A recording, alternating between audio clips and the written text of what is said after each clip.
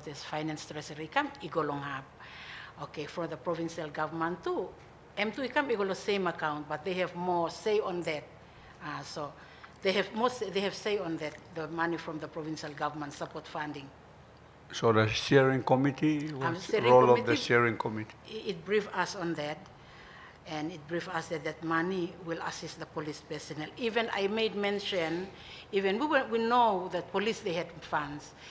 Chairman PSC, we all know that police have this separate funding for the elections. They know it all, but in West New Britain, police came back asking us for fuel, asking us for rations, asking us for allowances, and even the Navy ship to move out to Kendry and Gloucester area.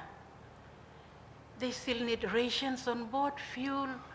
So, because we need to speed up the polling, so we just have no choice, but we have to get this money and look after So you gave them 1 million, in your view, without very good reasons? I would say that, yes. Because they never gave us the budget. Even PPC could not tell us how much they were given from the headquarters. Well, that's the role of the provincial steering committee. Isn't the PSC, isn't the PPC a member of the provincial steering committee? Yes, sir. Why yes. didn't he tell you there and hide him something? Sir, I cannot comment on that. Who is the chairman of the steering committee? The chairman is Mr. Robert Dow, Deputy Provincial Administrator. And who are the members of the, was the PPC a member of the? Yes, sir. PPC is member of the election steering committee. Do you know now, by now, that the PPC and his team in West New Britain had also received funding directly from the police department? Sir, I have no idea. Like I said, idea. if only we get brief from the PPC, then we would know. So you have no idea? No idea. Have you submitted your financial report of your trust account to the Electoral Commission? Yes, sir, I have. Would you give us a copy? Thank you. Thank you. Just a further elaboration. You received 1 million from the PNG Electoral Commission. Am I correct? In your statement, you Yes. directly? Yes. Okay.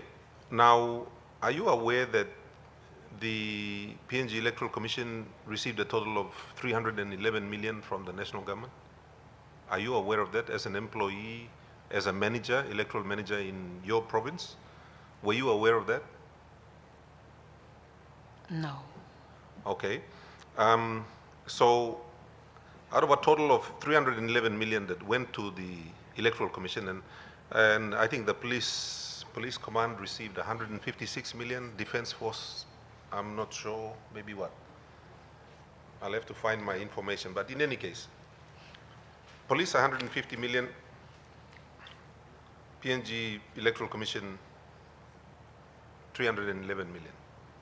That's what they received. Now, West New Britain province received 1 million to run its elections. You made an earlier recommendation that you felt that in future the update of the electoral roll should be done by provincial governments, and I think that's the general recommendation we are receiving from almost all the provinces. What do you think about the funding? Should in future, given this issue that Deputy Chairman raised, you are paying allowances to the discipline forces. In this case, the provincial government is paying allowances. We have no idea if there's a second lot of allowances that they are receiving from their head office, and we could potentially be double paying allowances. So I'm just raising that issue now. These are public monies, the money that belongs to the people of Papua New Guinea. And it could be that because different agencies are doing different things for the same purpose, and maybe all gonna double pay more than this something na cost them going to go. The total cost for election I approximately 600 million plus all the outstanding expenses. You bunging it could go to another several hundred million. So one block make sure say I understand him how you spend him Islam money, and I don't mean exactly you. We will be. I think it's becoming pertinent now that Mibla by sing out him online head office and we are going to scrutinize how they spent this money, because When we were speaking to them, Mibla ino toto wanda Yubla province. Now Mibla come down to Yubla province now. I think the most money a province received was 4 million. 5 million. 5. Yeah. So according to our records, one province has been kissing 5 million and everyone else is cascading down to 1 million. Suppose me multiply and Desla want them 21 plus province now, 1 plus special region. Even an average of 5 million, that only comes to 100 million. And So we don't know how much the provinces have given. yes, exactly. So we would like to understand the total cost of the elections. Provincial government funding, all of the different agencies together, Mibla need to understand it because at the end of the day, it's just one government. All these funds belong to the same people and we are using it in their name in any case. So you know that visibility, there's like 311 million. The breakup of that expenditure was not shared with you as the election manager in West New Britain? All right. And I think same question by Mibla putting me go long or line long. So, Madam, if there are no further questions? No further questions? All right. Thank you very much for your testimony before the committee. Please, you remain with us. Before I move to ask our friends from East New Britain, New Island, you play stop, huh? New Island is stop. We have some community members who will also be participating in the second half of the hearings, I understand. If some members of public staff where you play like give him all talk please look him online lo secretariat is in on lo konaya na give him name lo so we can get ready for you all in the next session after we finish with East New Britain. East New Britain. I think Bami start one time you, Mr. Levi Mano, Acting Provincial Administrator. I assume you were the Provincial Election Steering Committee Chairman? Yes or no? Please press the green button. Now you down in microphone, click now. And back come close to you. Now. Okay, thank you, Chairman. Look at our members. Thank you long sila time you can come here and talk long one block major activity in the country believe me as per Constitution. Yes, the election here, I was a member only of the steering committee. I was only a member at the time. But I still have got my vice chairman here from the steering committee. Generally, the election here in East New Britain, although there are a lot of things that has been said around Papua New Guinea and even in the region here, and also we had a presentation from West New Britain here. For us here, generally we run the election according to what we think is right under the Constitution. So we ran it from a number of angles. First of all is through the Provincial Election Steering Committee, which is chaired by the Provincial Administrator. And of course it involves all other stakeholders, a lot of stakeholders. That includes the security personnel, and of course all other members like PNG Power, or the PNG and everybody else, including some members of the private sector. They're also part of the steering committee. So that's and of course it goes on to the 4 districts of the province. So that's actually the steering committee. The responsibility of the steering committee, as we all know, under its establishment, is actually to just coordinate the work of the election. The technicalities of how we run election belongs to the Electoral Commission, and Mr. Weber here will talk about the details. Maybe some of the things that maybe has been heard from West New Britain answering some of the questions. Some of those details will be answered also by our electoral office here. But from a very overarching overview of the election here in East New Britain, that's how the steering committee ran the election here in East New Britain province. As per the responsibilities of the steering committee, we actually ran quite a number of critical activities leading up to the election. One of them is mass awareness into the community, educational awareness into the entire community of East New Britain province. When did you start that? You take over, and in the timetable, when did you start organizing, and then you are now saying we are taking some activities. Give us a time frame on when you Maybe call in on 2000, the steering committee. Oh, good, thank you. Election is an ongoing, activity. Specifically, the election office have got their own roles there, and they do it all the time as per their own work. But for us as a steering committee, we've always have a steering committee for all elections. As soon as we get instructions from the national government on how we can start the work in preparation for a particular election, we normally do it maybe more than 2 years, 3 years before the actual election. And I think But that's for this election, when did you actually start? 2019, around there. Of course, we had some problems with COVID, 2020 and 21, but we were able to squeeze in some activities, and we felt that we carry out all those activities as per the plan, and one of which is awareness. Could I just ask you a question for clarity? Many provinces, when we interviewed them, said they couldn't do anything because they didn't have funding. You just heard from your colleagues in West New Britain. They say they couldn't do anything because of a lack of funding. How were you able to conduct these critical activities when you did? Who funded that? Okay, maybe I was going to go to funding a little bit later on, but that's okay.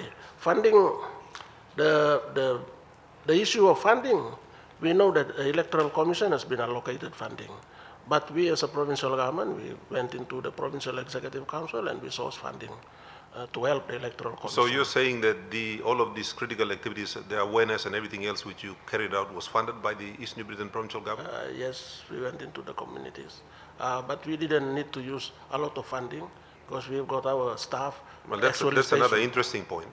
You didn't use a lot of funding. We never use a lot of funding. We use government system and we use the radio station, who was one of our members of the steering committee, and as per our assistance to them also, they keep doing what we think is right for information sharing into our communities, and that's exactly what happened. And do you have a written report for the committee? Oh yes, certainly we will provide you a detailed report of everything. Perfect. I'm just talking overview, general and executive summary on what you should be getting from a proper It's just report. that we've come across a couple of provinces now who took the initiative on their own and went out and started a lot of these activities without waiting for the national government. So I'm just interested in that particular aspect of your success. Please continue. Yeah, so one of those critical things is the educational awareness program. It also involves training right down to our people. There are a number of categories of people that we train, one of which is, of course, the scrutineer that we are referring to. We also had returning officers, assistance returning officers across the board. We train them in preparation for the actual election. About candidates? Yes. Candidates. Yes, and part of the steering committee's role is to make sure that everybody that is involved in an election must know the roles and responsibility that is expected from each and every one of them. Certainly, the scrutineer's role is different from others, but they all put together, make sure that we successfully or Fair fail enough. election. We want to get into some of the finer details, and we appreciate the broad outline. In East New Britain, at what point between, say, 2022 and 2019, did you begin to educate all of these different people? At what point? Was it a year before, 6 months before, 3 months before? What was it?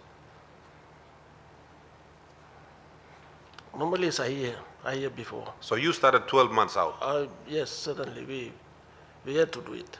and that was just the initiative of the provincial administration in East New Britain. Yes, the provincial steering committee, and the electoral office is a member of that. In fact, the steering committee and Jackie is the executive officer to that particular committee that is added by the administrator, and he becomes the person that keep advising the steering committee and making decisions. So the election manager was giving you that advice?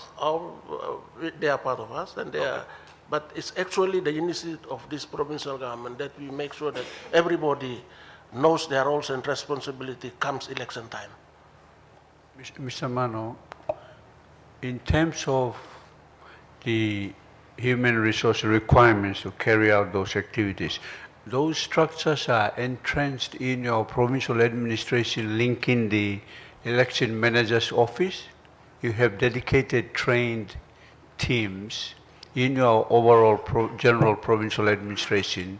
So when it comes to election, you call upon them to work with the election manager. And as you said, a year before, you send out all those people for awareness. Correct. Is that right? Correct. The first training was actually run by the Papua New Guinea Electoral Commission to the rest of Papua New Guinea. And from there, we cascaded right down to the districts. And How the far LLG. did you go? To the LLG. To the LLG? To the LLG. And the wards? And the wards. Now we are still going into the wards, as you can see from all the social media around. We are going into the wards now. And I think that's probably where the strength that we had is we had a system right down to the LLG. At the moment, for the election, we stop at the LLG. And we identify those people from the LLG. Scrutinies which are identified by the own candidates, and we make sure that the list of from candidates come into the steering committee so that we know exactly the kind of people that we are dealing with comes election time. And I think that's probably what happened. But that's doesn't mean that we didn't have problems. We also had problems, and the report will detail some of the issues that we also encountered along the way. Some of the people in which we thought that has gone through some training kept turning out with different views also. There were 2 times that we were able to stop 2 elections counting, and that is because of that. And I think similar to what West New Britain has reported, I know none of us has got the right to stop any counting, but we thought that that is necessary given the situation that we are in. If we had managed to force people out, it could have resulted in other problems outside or in the community, on the streets, and that's why we just use those kind of negotiation techniques so that we create understanding and then we proceed on. For those issues that we thought that needed some court decision, then we said, no, this one, kisimi go law court, I mean no work below me lawyer, me no judge lawyer. This time I'm counting by must go ahead. Okay, fair enough. Now that obviously we are impressed with all of the pre-election work that you did, and you've just touched on some of the challenges you faced. So could you now, and we know you have a detailed report for us, could you jump to the part where you tell us about some of the challenges you faced despite the good work that went in prior to the elections?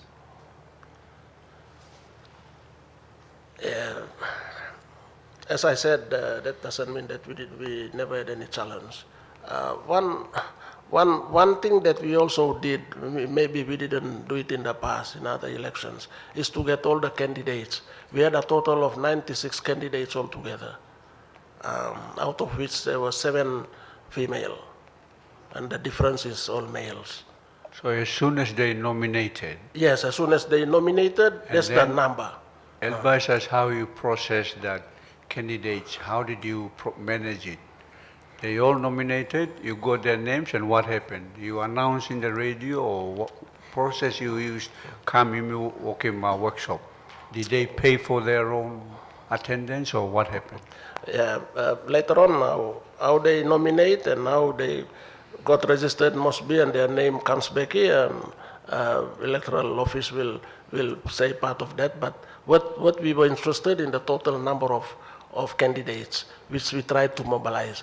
We ran forums for all the candidates to talk to the public. That's a candidates forum. What was the attendance rate? 90%. There are 1 or 2 candidates who didn't turn up, but majority turned up. And all of them spoke. Even if the whole... What were the main messages you were passing around to candidates? We just, thank you, sir.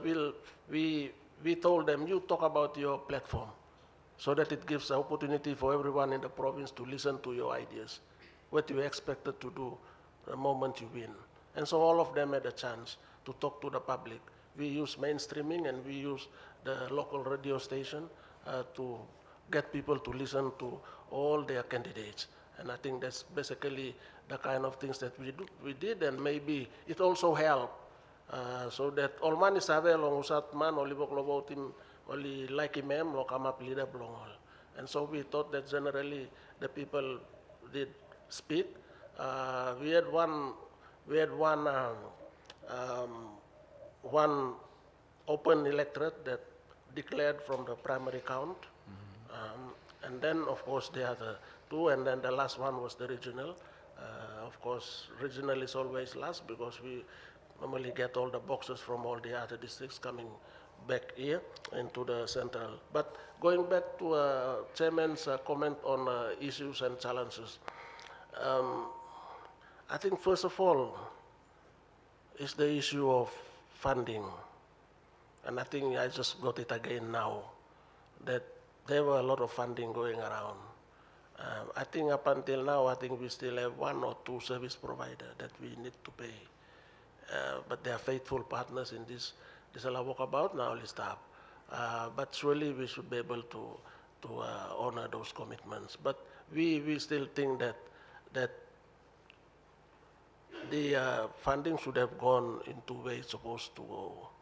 I will leave. Tell us your budget, how much you submit and how much you received actual receipt of funding, and how much did provincial governments help? Thank you. We budgeted, we planned, and our budget was 3 million that we submitted to Electoral Commission.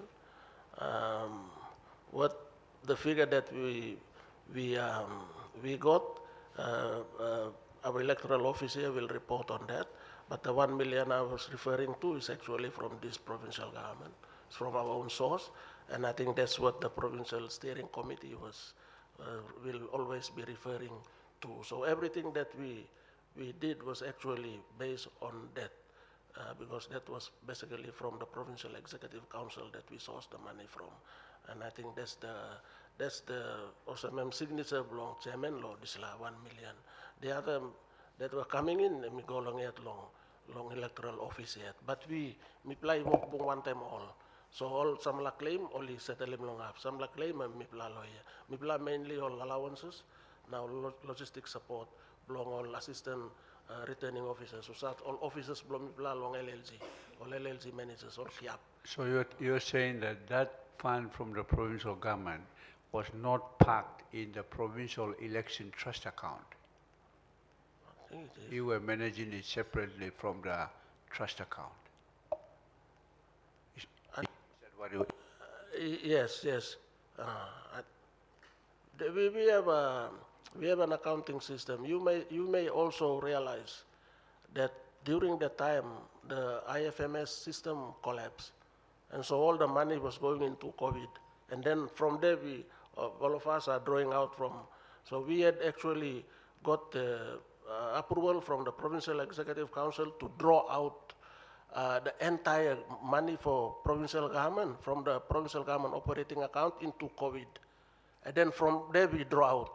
My goodness, it's just a massive thing. But those were instructions from finance. Yes. So Those you were established provincial COVID accounts, which were manual accounts, yes. and you were raising checks.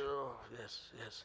And then Treasury will tell us the details of how we did those work here. So I think that's the kind of thing that. So I think that's the challenge. That's number one.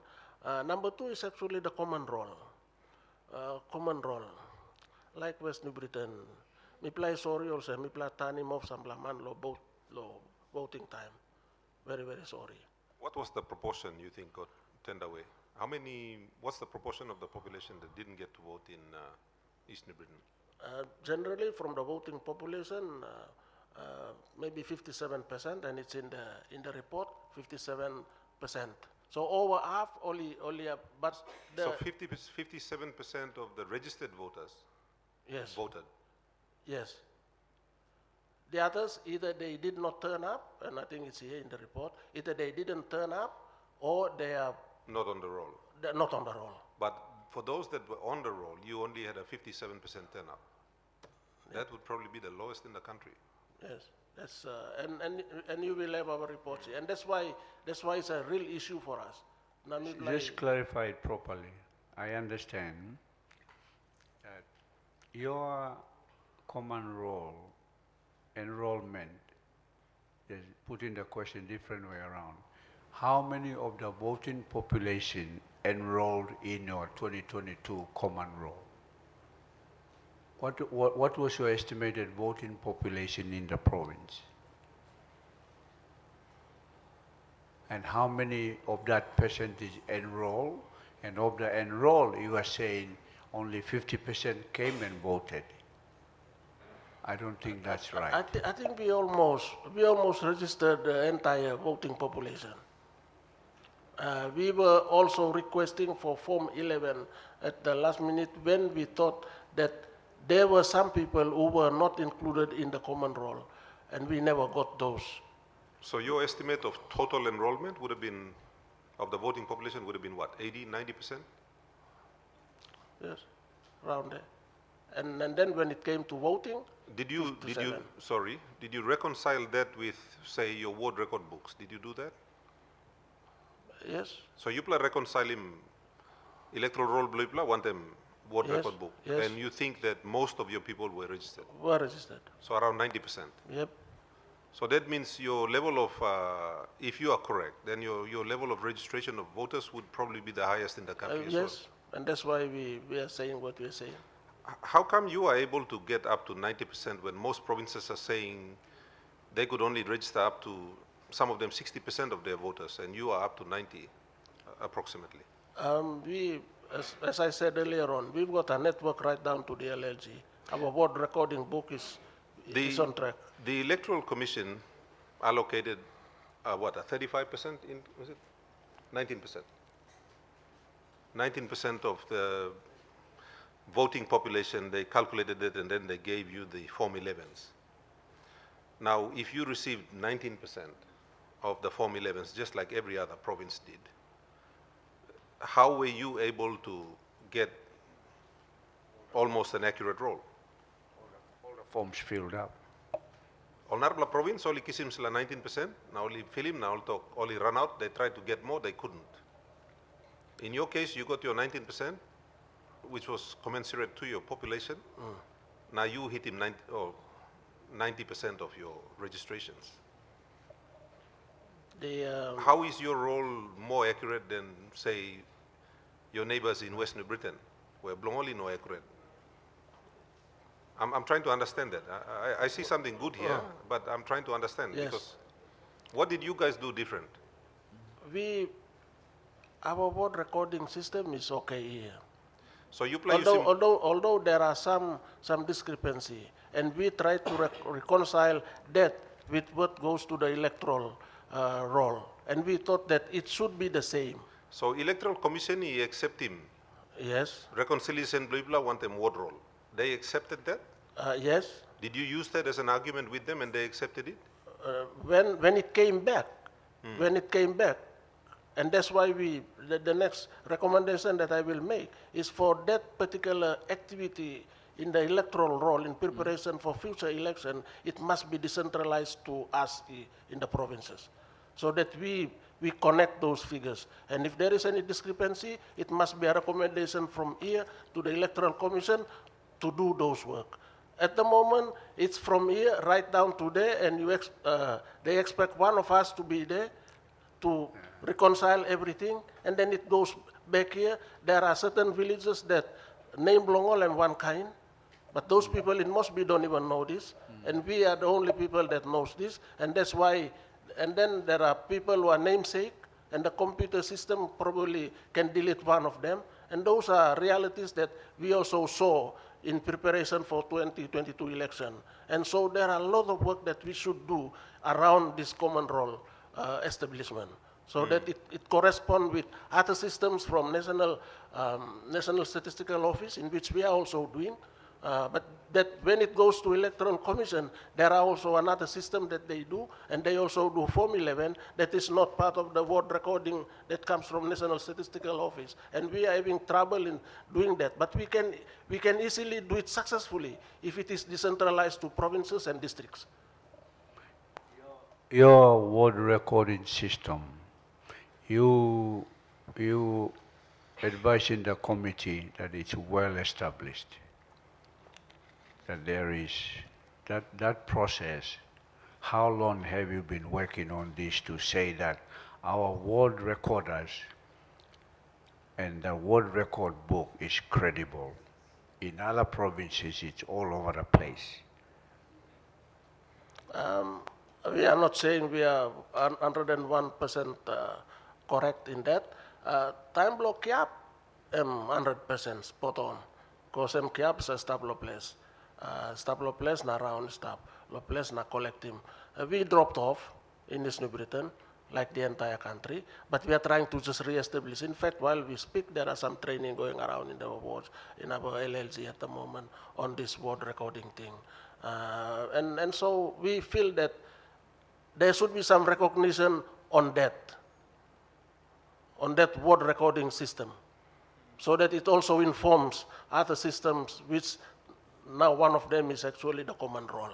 One issue that came up very clearly was the various data systems, Electoral Commission, National Statistics Office, and the Provincial Affairs. NID. They were NID. They are not talking to each other. Correct. How are you managing it in the province so that we can transfer these powers to you? How will you help coordinate these different data entry points at the provincial level? So you set the pace and the country follows you. You recommend to us how you're going to do it, so we can say, provinces, you take over. Yeah, it's tough. NID and all those others, they've got their structure and they report straight to Waigani. But we do our own techniques of negotiating with them on the ground, but it doesn't work all the time. It depends on the officers that are being recruited by national agencies who are here. So we try our best, and we have done it through the PCMC, the Committee under Provincial Affairs. We try to do that. We get everybody together, national departments here under the chairmanship of the administrator, and we are doing it. But yeah, we're just beginning to reestablish it back on now. And as we speak, that is the exercise we are doing as a provincial government. Our utmost recommendation on relating to that is for those functions to be delegated here, so that we have control. If there is a mistake, they account to the administration here. And if there is any overarching policy, yes, we can refer back to Port Moresby. But any little detail on how we deal with everyday activity and everyday issue, it must be addressed at the provincial level, so that you may sort him out, hurry up. No, You establish a Gazzelle East New Britain Provincial Data Management Office yes. to coordinate everybody. Yep. At the moment we have as a province, but those information that belongs to national agencies, sometimes also talk on that. Me bla basali mi go lo bossman lo must be, and that's where the limitation comes, and then the data doesn't speak to each other. Very good. We're going to talk about other challenges as well. So you said finance, common role, what are the others? Common role and I think those are the major two. Those other ones relates to operations which we can and we are managing, and that's why I feel also it's very interesting to this kind of work when you deal with people. Can I direct you to one of my favorite parts of this inquiry? Candidate behavior, and I note that our good governor is sitting at the back still. Candidate behavior and voter behavior and scrutiny of behavior. What was that like? Before You can worry lo governor you talk. Mipla tu stop. generally there's some understanding here. They met themselves only bungyet lo time lo forum blongol. All candidates. Only at Mipla line him only go on top lo stage, now let's talk. Now let's sit down on top. So that's the starting point. And then it went on. Of course there are one or two big lines tableau place. And we stopped the Kokopo one and the Gazzelle one in the middle. But because we've got a strong relationship, oh, by the way, in the past, there's also a church rep in the steering committee. So they do their own bits too. Come Sunday, we play Pasimol box, now man go to pastor lo counting area. That's the, we play invite him all pastor too, not Pater go inside now, to talk long all too. So those are the, so generally, although on social media we see all comments going here and there. One candidate talk about the other. One losing, one maybe come up, fire up now, and maybe at that time too. And now all too only got all kind of politics belong and stuff. But I think generally in New Britain we were able to calm people down because of the preparation, the activity. I think all man always have a, they say the way they say things is when they are not advised correctly, when they are not informed properly. I think majority of our candidates knew exactly what needs to be done and the kind of behavior that is expected of them. And I think that's the, and let me tell us, you may find one or two candidates who were competing at the time in the same restaurant inside here. I mean, that normally go finish. There are one or two only, and I think there are two cases here in East New Britain.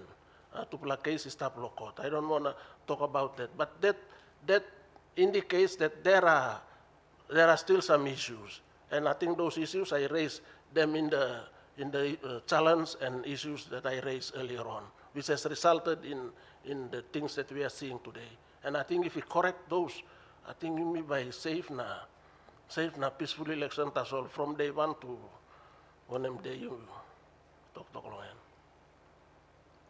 Okay. Mr. Boy,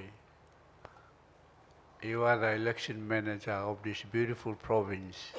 How long have you been election manager here in East New Britain?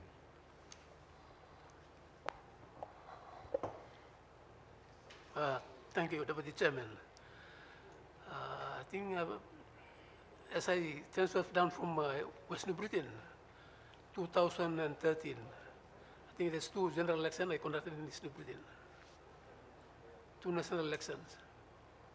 What has been your experience here in East New Britain with regards to the security issues, and later I'll ask the PPC.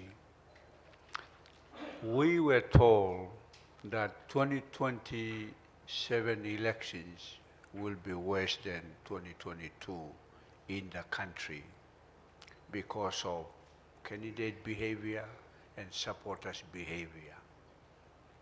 In your service here in East New Britain representing the Electoral Commission, share with us your views on the overall behavior of the people, because they seem to listen. Others, all by fight here, all by broken box here, all by burning ballot paper here. That's all. It makes your job a lot easier. Why? Tell the committee. Well, I think it's the general awareness to the people. And on top of that is the public relation, how you react to each individual face to face. It's just a public relation that is overcoming whatever problem. It's like we can have elections, but the general awareness, public relations from the officers down to the ward level, that's one thing that I see that is creating a good understanding, like for bigger operation like election time.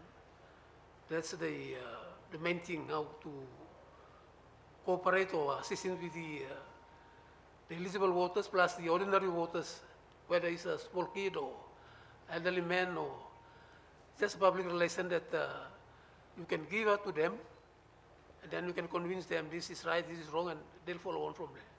But otherwise, there's issues that beyond. But according to the acting paid mentioned, it's just the general understanding of the people towards what is, because we'll have to tell them that, like the election, everybody's taking ownership of the election. The election is everybody's business. So you bagarap him, you yet now you bagarap him. So we'll have to make sure you take ownership election by go good, everybody will be happy with the result.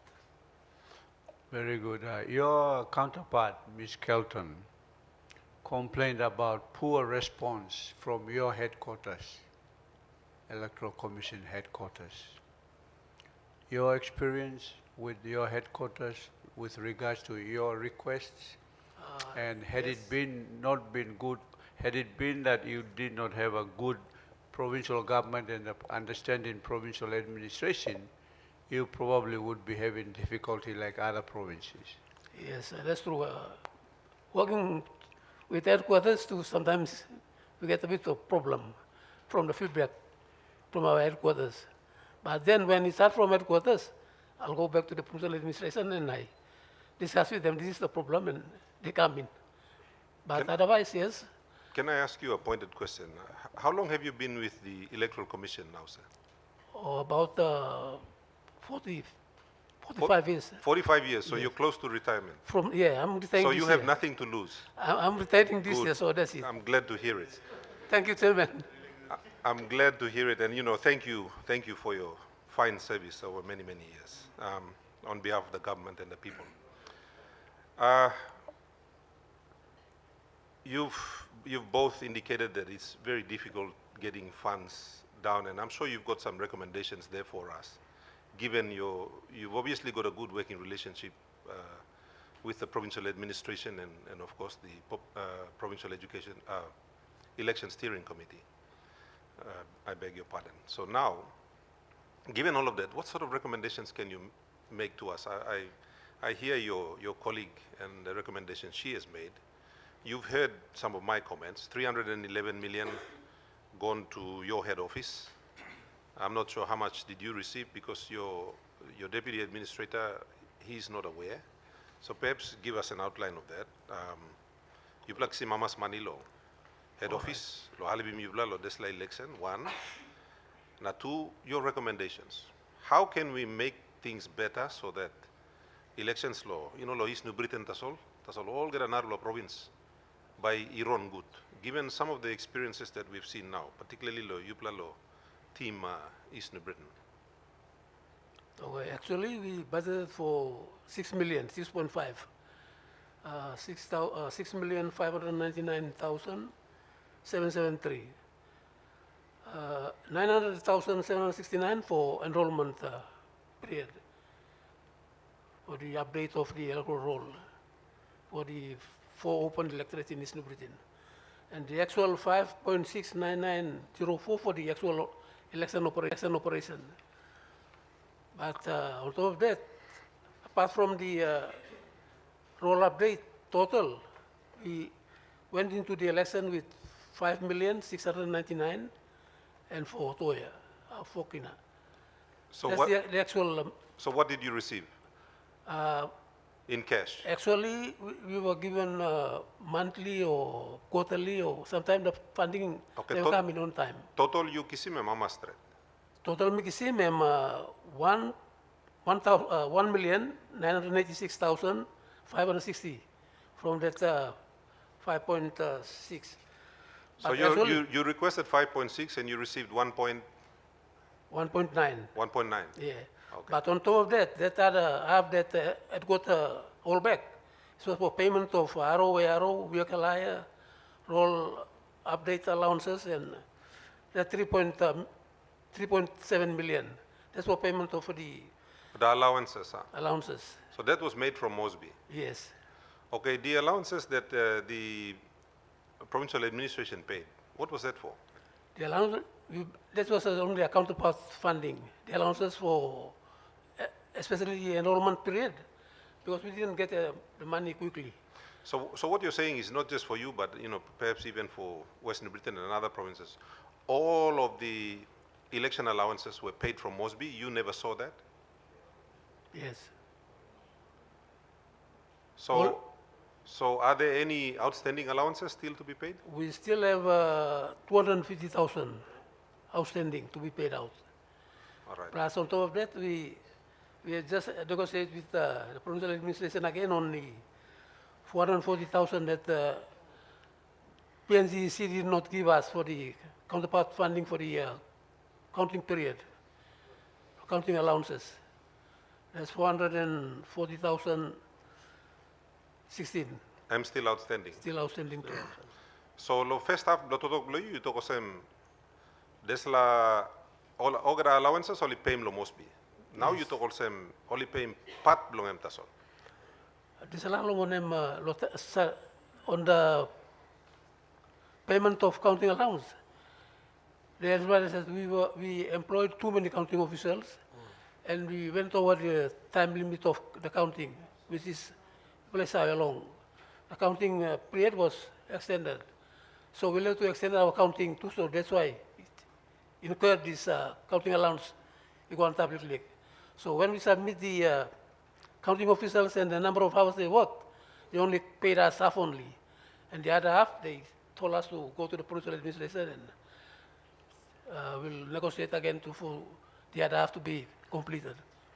So in your, thank you sir. So in your recommendations, in future, one can also yumi harim long, colleague belong you long West New Britain. Now before me asking me, chair me look sabe long member belong Kokopo and me come na joining me plalo this pla. Sit down. Welcome member belong Kokopo. So back to you sir. What are your thoughts now? Given your many years in the Electoral Commission, your many elections, and you know they've been getting progressively worse as we are learning. In terms of administration now, funding, not only Harim Loyu Place in Britain, there were two separate lots, obviously, with all of the difficulties associated with it. In future, should that money go directly to the provincial government? Now, you played walk him out law here, or are you still happy with the age-old system where they're handling some stuff in Mosby which you have difficulty with and it's late and all of these sorts of issues? What is your opinion, sir? My opinion is that because funding from provincial administration is under their care, they'll have to look after it and they'll have to control it from the end. As for the electoral Na commission, suppose I stapan it long provincial election steering committee and by also munem.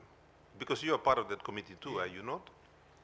so So when I refer to that one, what I'm saying is, are you happy that you have to try and access funds in Waigani? Or would you prefer that the funds are actually sitting here in Bank South Pacific, in the bank, na Yupla or Provincial Election Steering Committee, Yupla determine him how Yupla spend him? this, Because we already got a suggestion now to decentralize the update of the electoral roll. So what should we do with the funding? Should that still stay in Mosby or? so this is a funding because through our submission to Mosby, it's always cut by only back our political income. So what we are suggesting, because the enrollment update will go back to the provincial administration to take ownership of it. And then I recommend that the funding too should come. We'll have to look after it in the province and we'll have to manage it how we manage it. The principle of funding follows function. Yeah. Okay, continue. That's the recommendation that we put forward. On the funding that we were given, there's a monthly or quarterly, sometimes we'll have to wait for so many, 2 months, 3 months, and then it's coming. That time during the counting and the polling that we had a really hard time getting the teams out. That's the only problem that we had time. And the other activity that they did not give us is the request for chopper. We gave them the itinerary for the 21 teams to use. That's in Pomeo. And while we waiting, no chopper didn't arrive, so we'll have to equip all the 22 teams with extra manpower to carry cargoes to the remote areas. That's including additional advance on top of. That's why it's drained out our funding. Because if they should have given us the chopper, I think it will cut down on the expenses that those 22 teams will have to move up to the remote areas of the start of polling. But that's one problem area too, that chopper did not come. And we were lucky that the provincial administration came in to abstract all those teams back for the counting, before the counting starts. So we go back, I go back to the provincial steering committee. I told them that we have a problem here. So they assist with a chopper from their own funding. And we have sent all the teams back to the station or to the district to be prepared for the counting period. And the other thing too, in 2017, the awareness was fully funded by the Electoral Commission through the ESP, Electoral Support Program. This 22 election we did not get any support, especially on awareness. That's why the provincial administration came in again, assist with all the awareness material, the awareness funding, and send out through the LLG managers onto the ward. We form up small groups, establish CSOs in the province, through the provincial administration, and through the district, DDAs, and they fund awareness. That's why they keep the pressure down, especially on the awareness to the voting population, how to vote, and the names of the candidates, and even the forum that was established in the 4 electorates plus the provincial electorate. That was very handy and very good at time for the candidates and the scrutineers and everybody to listen to all the candidates. And that's the face-to-face that this so-and-so is considering this election. That's why we did not have much problem during the polling, apart from the people missing out on the local roll. Okay, let's get back to the role. We had one thing from the acting provincial administrator. In your opinion, how accurate was your role, the one for East New Britain? The actual role for East New Britain, through How accurate was it? the accuracy is about 70 to 75%. 70 to 75%? Yeah, that's because of the extra form 11 that we requested in the second update did not come. We only work with the first lot of Form 11. So you also received 19% like the other provinces? Yeah. Of what you requested? That's right. But the other percent is not coming to top it out, to certainly enroll those voters that we collected from the wards. So we enroll about 174,258 voters for 2022 national election. But according to our census record, because there's no census done for the last 10 years, East New Britain should be around 500,000 now. So we were expecting 250,000 eligible voters for 2022, the last election. So how many voted? The estimate voters, because the last census was done the last 10 years. So we were expecting around 500,000 Fair enough. population. But of the 100 and how many? 70,000 that you registered? 74. 174. Yeah. How many actually voted? 174,000 and 104 voters voted. 104,013 voted in the election. So around 70,000 people who were on the roll did not vote. That's right. The 104,000 voters is collected from the provincial tally, who voted in the election. But from the provincial, it's just 1 or 2 less on this figure here. So the actual population that voted was about 104,000. Compare that, did you have a look at the ward rolls that the provincial administration had? What sort of numbers were there on the ward roll compared to the electoral roll? Did you take a look at all? The ward roll, because now we're just into the ward roll now. So what we are suggesting now is for the provincial administration to take ownership of the enrollment, because they like to work closely with the rolls now. Electoral Commission will come in only during the election time and collect the data. That means some amendment to the Enrollment Act, so that Electoral Commission will only come in at 6 months period before the election or 1 month to collect the data from the ward recorders book. That is very updated at that time. Now they are working on it now. So that will minimize the enrollment total line to the electoral roll, where everybody must be on the electoral roll to vote in the election. Thank you. Anything else you'd like to add, sir? I got two recommendations only. That's on the funding. You want to, province? How many the funding that we actually submit, they'll have to make sure that they'll send it straight to the province. And this Form 11, whatever we request, they should submit that number to the province. And the electoral roll should be the mandate of the provincial administration to take ownership of it. That's probably a few recommendations that we put. But I got a copy of the report, and Yeah. I'll send it later. Provincial Police Commissioner, Mr. Bosivai. Security issues in East New Britain. You know, one of the problems in our country with 2022 elections was the issue of security cost, and we've just heard from West New Britain that the police funding that was given directly to the headquarters, they did not receive it, so they had to come to police operations that come to the provincial government to help. That's one of the issues that I want you to raise, what happened in East New Britain. Second is, with regards to the security issues, your own personal experience in East New Britain, you've had a lot in Facebook about problems around the country, particularly in the Highlands region. Share with your experience in East New Britain in 2022 with regards to securities. How did you organize yourself?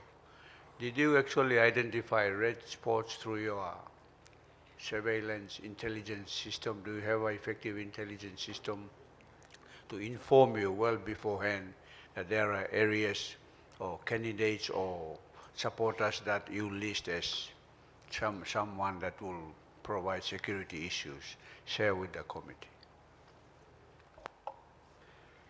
Thank you, Deputy Chair, Chairman, and Honorable Kapaware.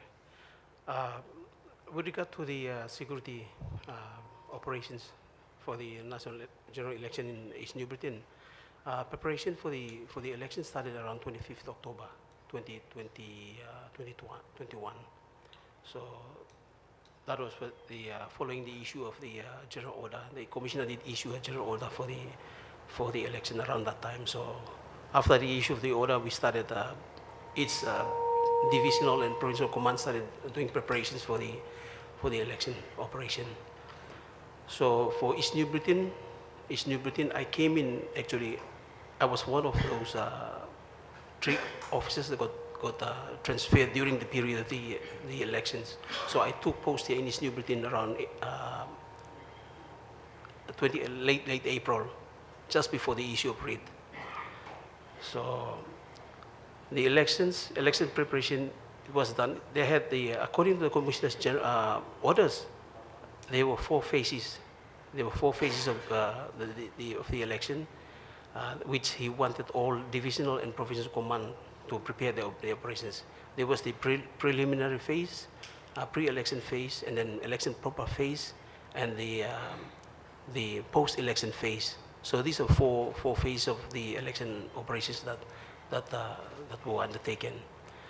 So for East New Britain, regarding your question about funding, East New Britain Provincial Command, we were allocated, like all other provincial commands, they had funding that were allocated.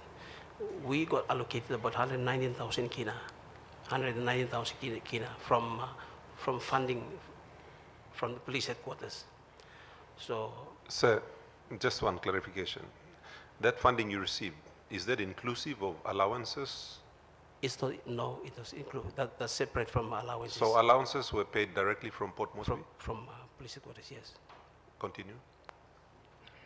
Yes, so 119,000 was basically for any operational expenses that we had. So from this funding and the funding that we got from allowances, there were no other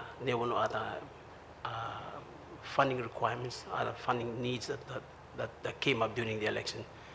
So we didn't get any other funding, additional funding from the provincial government or any other agencies. But yes, for we had some support from provincial government, provincial government, especially with extraction of our team that went to Pomio. That was one support assistance that we got from the East New provincial government. That's on the issue of funding. With regard to, the general conduct of the election, security wise, we didn't encounter any major issues. The election went very well. At the polling and counting sites, no issues that came to your notice? There were a few issues, but not major issues. I think one of the issues that we encountered was in one of the wards here in the Kokopo district, the issue of people who were not on the roll. They were disappointed because their names were on the roll. They decided to abandon, to boycott polling in a particular polling location. So they had the presiding officer had to cancel polling in that area and defeated. But that was one of the challenges. That particular ward did not vote. They did not vote on that day. And they came back again? They came back the following Monday. Everybody turned up, only half of them turned up, therefore given the low voting rate that the election manager and the acting PA have disclosed. Yeah, I think most of them turned up and did cast their vote. That's during polling, and during counting, yeah, there were also a few issues encountered, especially with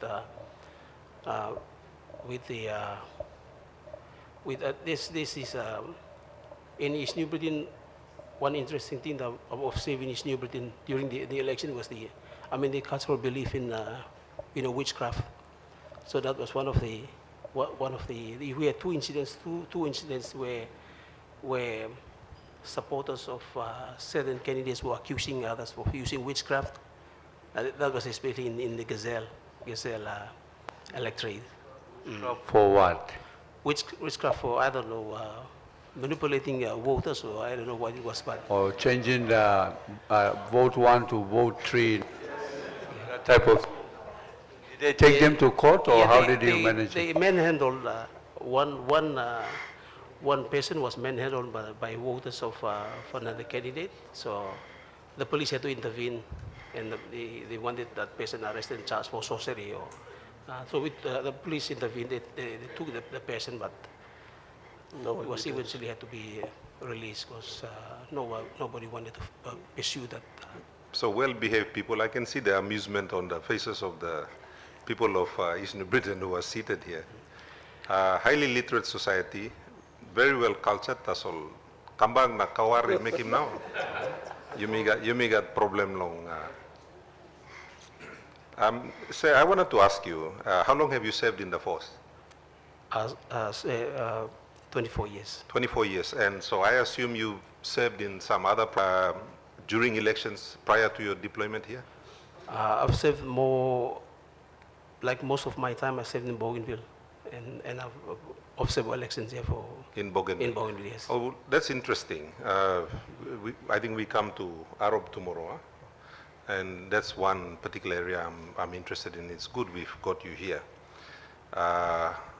Comparing the conduct of the elections and the behavior of the population in Arab and here in East New Britain, what would you say? I think the behavior is also similar. People are quite civilized. They understand the importance of the elections, and they don't interfere with the elections like maybe other places. I've been to the Highlands. I was one of the officers deployed during the 2012 election in the Highlands, and I've compared this, the Highlands, Bougainville, and East New Britain. That's a big difference. And East New Britain and Bougainville, they're quite similar in the way they do the elections. Okay, there is one difference that I would like you to sort of give your personal opinion on. We just noted from both the administrator and the election manager that around 50%, 57% of the, 59%, so around 60% of the population here who were on the common roll actually voted. Now, I note that, the turnout in Bougainville will probably be a little bit higher. So how would you explain that, given your, I know you came in recently, but you would have had men stationed around the different polling sites. You would have obviously had your security apparatus operating, so you would have some insight into that. Could you share with us what you might have picked up as to why? Because this would probably be one of the lowest turnouts in the country, and I'm interested to understand. Again, highly literate society, good culture, but the actual turnout of the voters, very low. And good logistics. And good logistics, yes. Reasonably good logistics. What's your opinion, sir? Say, wouldn't know why there would be a low turnout, but from what I was hearing during the election time, what the general population was saying is that they go to the elections and then they get people voted in, and then there is lack of service delivery or something like that, something along that line that was being. That's why I think maybe people they lost interest in participating in the election. So people are feeling disenfranchised and not wanting to participate? Sort of. Okay, continue, sir. Yeah, said on the total manpower that was deployed during the election year, we had about 396 police personnel deployed during the election, and we had support from the PNG Defense Force. That's about 60 members of the PNG Defense Force, and 33 CS personnel. That makes a total of about almost 500 security personnel during the election. Before the election, during the pre-election phase, we had awarenesses conducted in communities by respective field commanders. We had we have 4 districts here, and we had field commanders responsible for each of the districts. So field commanders were tasked with the responsibility to carry out proactive programs, carry out awareness. Because considering the number of personnel we had and the population, and the number was just not enough. So the strategy we had was, because we had the population, a big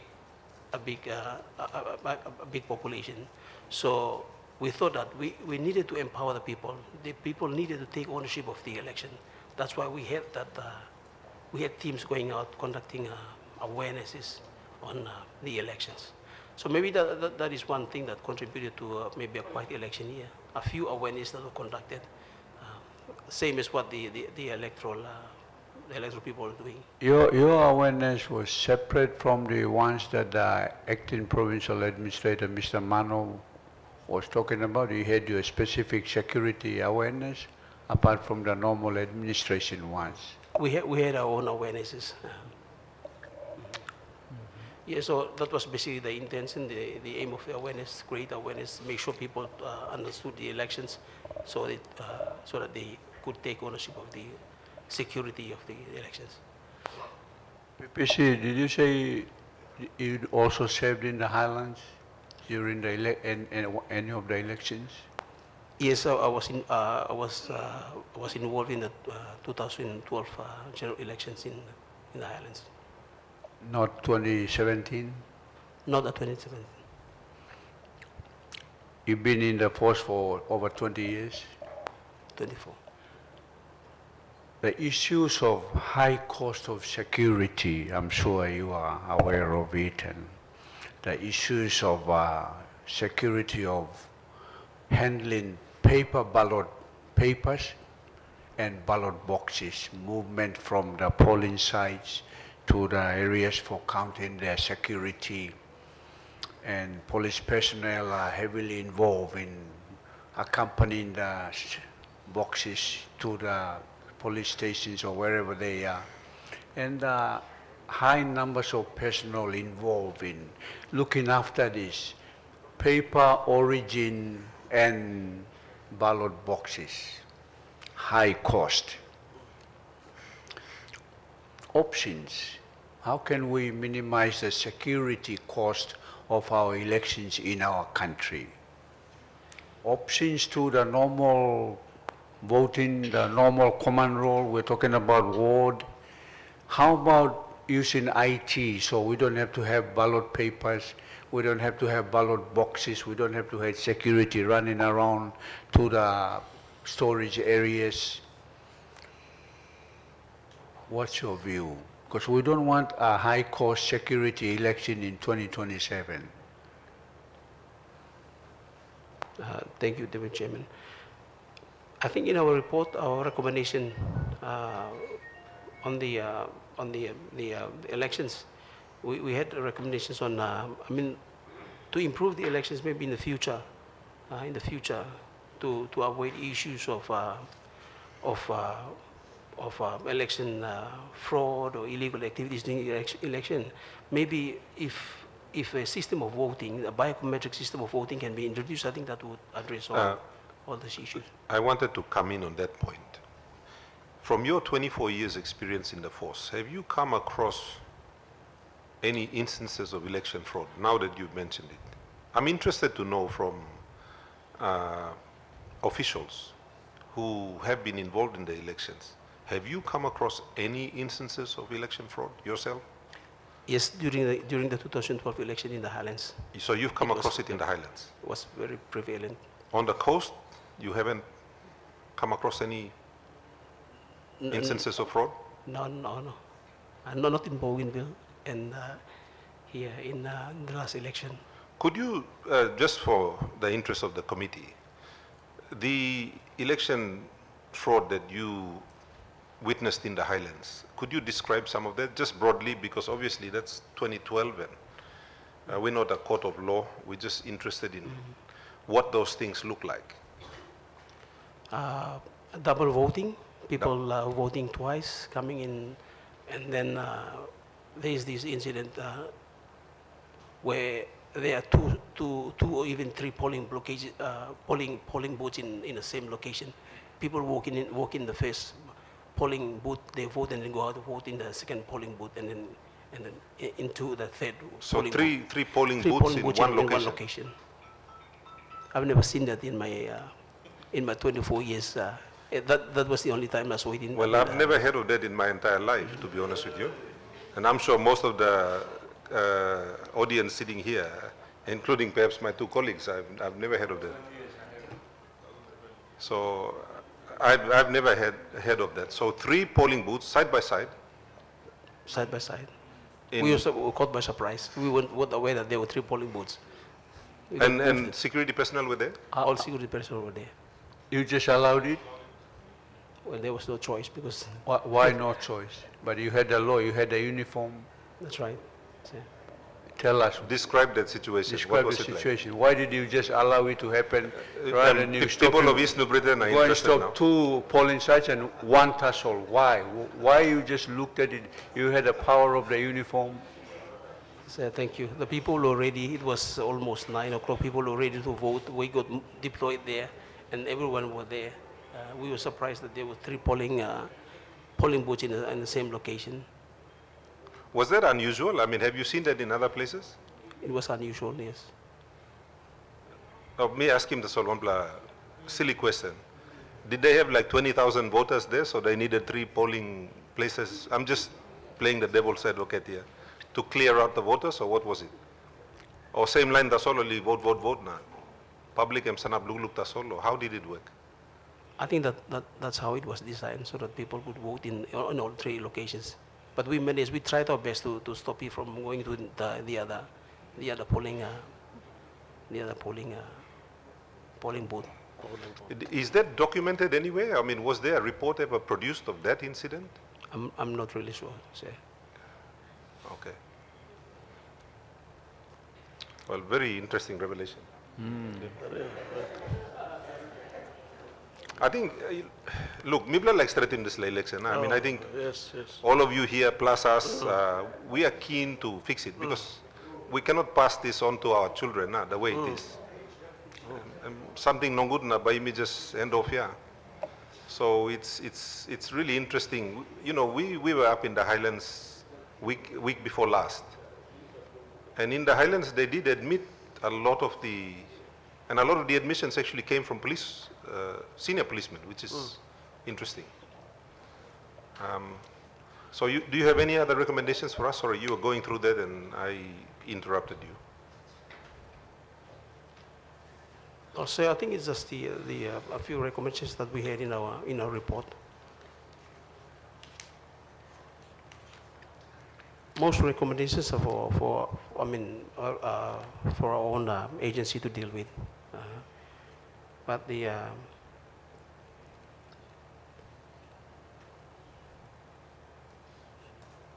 While you're looking through, any recommendations you could make to the committee about how we could make the security forces more effective out there in the field,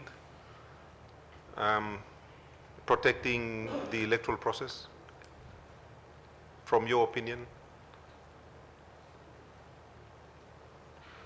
I think if we are proactive, we are proactive, I think it's just that we need to really educate the people.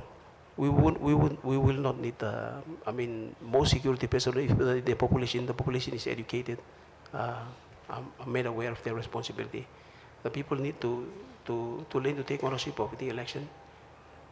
If the people are educated, I don't think we'll need more security personnel. I don't think we'll need more funding for security. Lo case blois New Britain, you may get this la issue long suspected sorcery about, yeah? How can we deal with that? Obviously, in other parts of the country, they suspect you of sorcery, particularly women, only cooking, killing, kind of semna. You know, should we worry that in a highly literate province like this one, that might be a problem in the future, the issue of suspected sorcery? In terms of you, lo narkla walk below you, are you getting complaints of sorcery-related type issues? Yes, we do have issues with sorcery-related violence, but it's not that common. Although people do have their own cultural beliefs and practices in the province. But time below election, I'm suspicious I go big legally. Yes, during the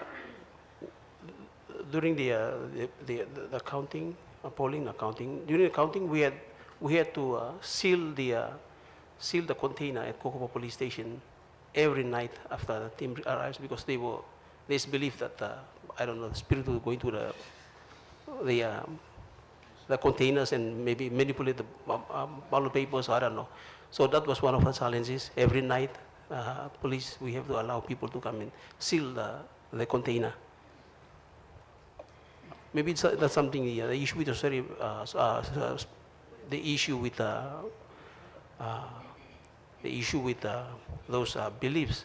Maybe it's up to the leaders. But in the were they community. happy with you sealing the boxes and locking them up? Yes. Were the supporters happy with that? Yes, I think that's what they demanding. Okay, well, I mean, it might remain a unique practice in East New Britain, and perhaps it's not infringing so much on.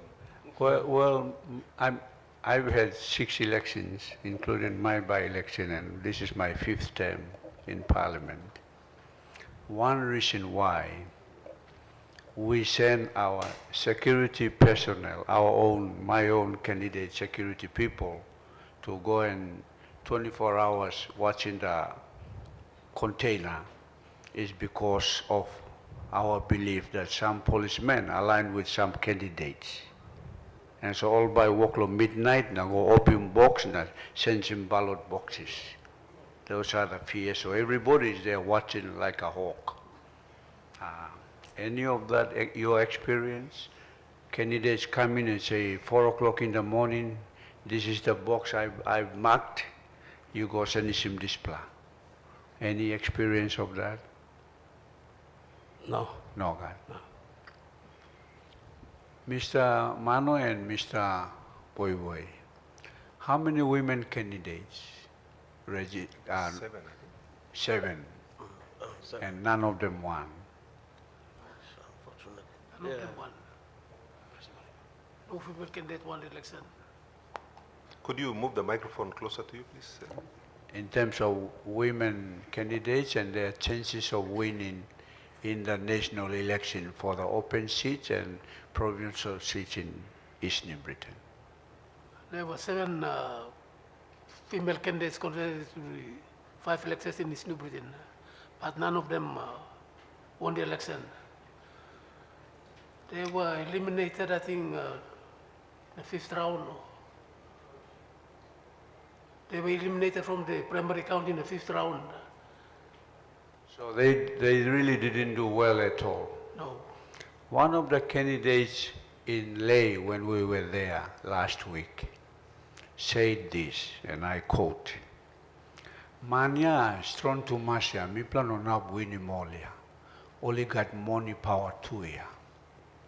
And she also said, how can the government help women candidates with some funding so we can give them a little bit of a chance to at least compete with the men candidates? I would have thought that in East New Britain, the level of education and the level of respect, and it's a matrilineal society like Bougainville and Milne Bay, that we would be having at least 1 or 2 women leaders on the floor of Parliament from East New Britain.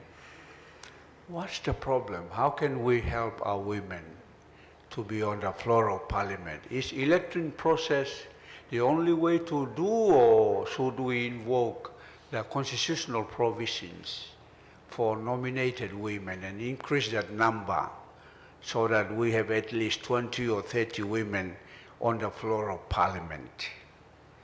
What's your views, Mr. Mano and Mr. Boy? Two of you are very experienced.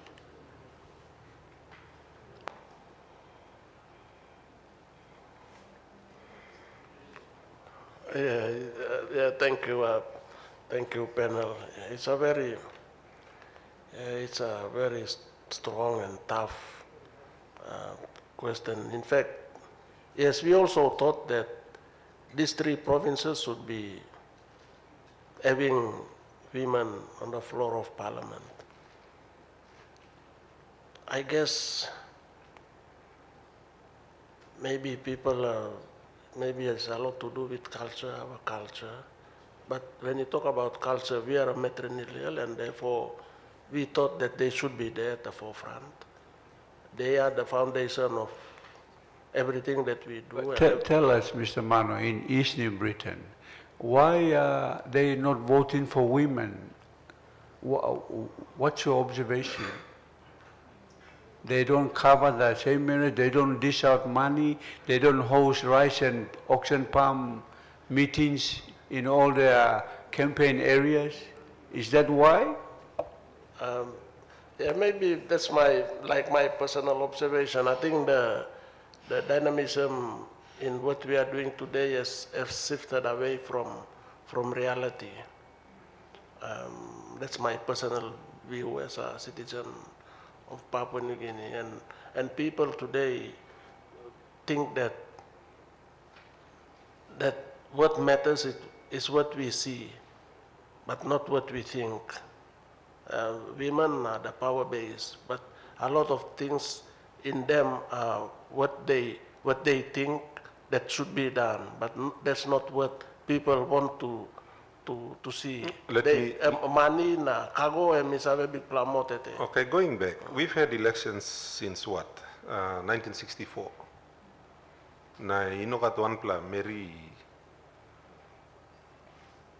winning wanpla representative seat long, this province. So I'm also wondering that erosion of perhaps culture start on 1964 commit and noting that this particular province has produced some very